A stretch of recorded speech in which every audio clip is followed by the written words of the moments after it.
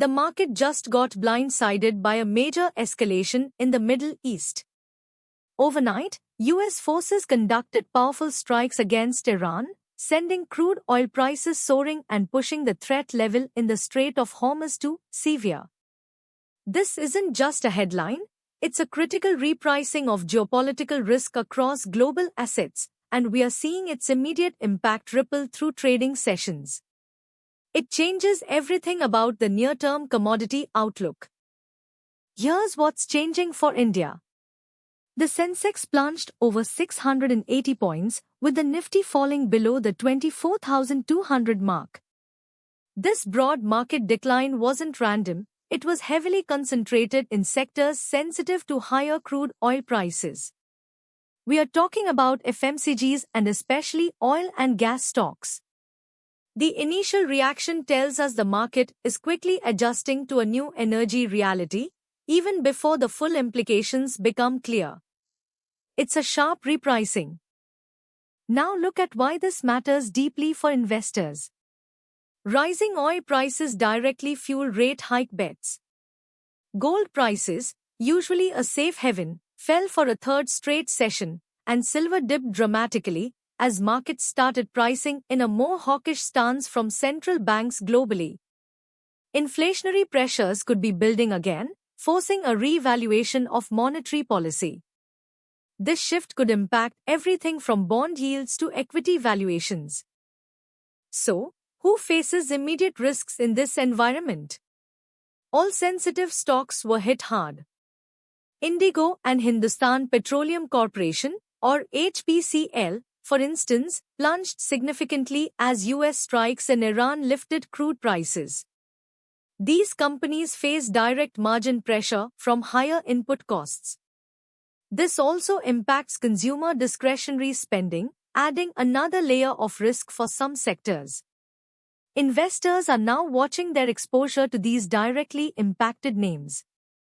But that is only part of the story. Amidst this geopolitical flux, we are seeing structural tailwinds for specific sectors. Canada is offering Teck $400 million Canadian to grow strategic metals output, and NATO just agreed to $50 billion in defense deals. Turkey's defense firms are seeing foreign orders double. In India, a small-cap aerospace stock jumped 17% in 2 days after bullish brokerage calls. This is a clear capital rotation into defense, aerospace, and critical minerals, driven by global instability. Here's some supporting evidence for India's unique position. Reuters reported that the worst global money exodus barely bruises India. This resilience, alongside a surge in private placements in the Middle East due to Iran war volatility, highlights a critical divergence. India continues to be seen as a relatively stable destination for capital. This demand recovery narrative is strong, even if daily volatility is high. There's a counterpoint investors should consider: emerging market tech volatility. While India holds up, South Korea's KOSPI entered a bear market, plunging 20% from its peak. Chip-driven volatility rattles stocks, and we are seeing a big market rotation with Korean stocks tumbling while Chinese stocks surge. This suggests a very selective approach is needed within the broader M complex, especially around tech. That leads us to a bigger question about global market implications for the AI chip sector. Samsung and SK Hynix saw a rebound, but fears of an AI chip sell-off persist. CoreWeave stock sunk, and Jim Cramer even warned about a potential shift in AI leadership. Meanwhile, AI chip startup Sambanova just raised funds at an $11 billion valuation. This market segment is under constant valuation reassessment, facing intense competition and shifting narratives. The next signal comes from liquidity and regulatory implications. BSE derivative volumes are projected to drop 25% amid tighter RBI regulatory norms. Both BSE and MCX shares are losing steam due to this. When central bank policy, especially regulatory tightening, impacts market infrastructure, it can reduce trading activity and directly affect profitability. Investors need to factor in these policy headwinds. Beyond all, the broader commodity implications are fascinating. We are seeing wild coffee swings usher in a new era of market volatility. This isn't just about your morning brew, it highlights how climate change, supply chain disruptions, and speculative capital flows are creating unpredictable price movements in soft commodities. These shifts can directly impact companies dealing with agricultural raw materials. This type of risk repricing is something we'll see more of. Let's pivot back to capital flow and domestic growth in India. The Realty Index is up 43% from its 2026 low, now turning positive year-to-date. Companies like Embassy Developments are jumping on robust Q1 pre-sales. REITs just received a major overseas project. This underscores strong underlying domestic demand, continued infrastructure spending, and an affordability push in housing. This structural momentum is a key theme for India's investment narrative. Given this backdrop, several Indian names are on breakout watch.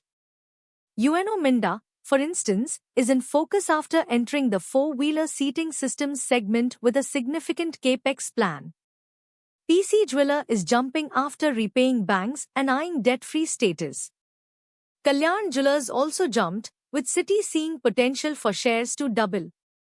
And REITs continues to show strong earnings visibility. These companies demonstrate improving relative strength and clear catalysts. Conversely, some companies are entering trim consideration. Trent was down 10%, a top loser. Ola Electric is clarifying reports of suppliers moving to NCLT overdues, signaling operational risk. Moreover, 44 companies are likely to report double-digit profit slumps in Q1, including names like Airtel. These are situations where valuations appear elevated or company-specific news introduces significant headwinds. We are seeing pressure points emerge. So, what's the forward-looking market setup? Analysts see bank, auto, and IT stocks driving the next leg up, with Nifty 50 potentially touching 25,000 this month. But Radhika Gupta explains why simply calling blue-chip stocks cheap and safe isn't that simple. India's structural momentum remains strong, but global headwinds demand selective investment. The market appears to be pricing in a nuanced growth story, where quality and earnings visibility become paramount. That's where things get interesting. To stay ahead of these structural capital rotations and navigate complex global and domestic market dynamics, make sure to subscribe to SR Money News. We bring you institutional-grade market intelligence and portfolio manager thinking, so you're always informed and ready. We'll see you in the next breakdown.